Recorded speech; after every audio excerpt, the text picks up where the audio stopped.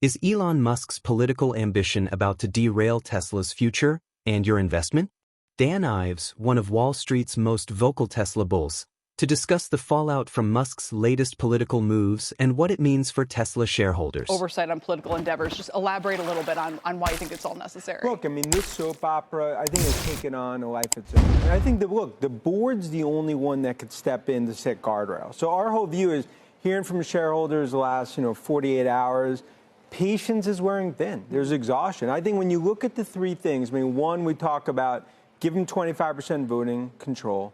And I think that's important because that would clear the path. What does he have right now? So if you look 14%, 15%, but 25% is very important because that would essentially get him to what I ultimately view as a merger with XAI. And I think that's something a lot of investors want to see. Why is that so important that he could merge with XAI? It sounds like another distraction practically. Sure, maybe at first glance, but I think the reality is that would create an AI stalwart. And I think the whole thing here from Musk is to have all of his AI ecosystem under one hood. To help Tesla specifically, or just in, because what I'm trying to understand is XAI important to Tesla having robotaxi dominance, or would you just prefer that Tesla is the company that owns the AI ambitions of any kind that he's working on? It's a great question. I think especially on robotaxi and autonomous, XAI could be the game changer if you combine them.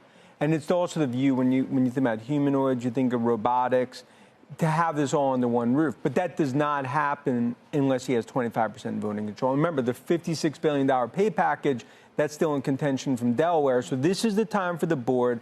Rip the Band-Aid off. That's the first thing. However, but 2 and 3, we talk about. The second, you need to have some sort of guardrails, and oversight in terms of the time he's spending at Tesla, generally. Well, and I saw people joking, what do you want him to do, like punch in?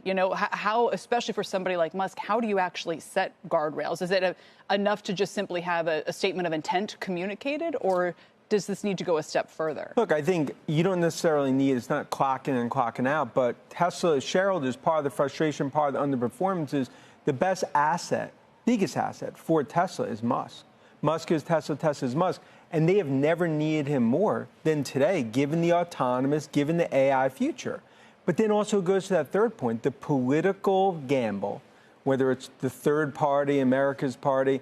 I mean, it's a lose-lose situation for investors from a Tesla perspective. And I think you need some sort of oversight. He could do what he wants, of course, but some sort of oversight that if that ultimately conflicts with his responsibility as CEO, put the guardrails on. Then what, though? What would the then what be, or do we even know what that would be?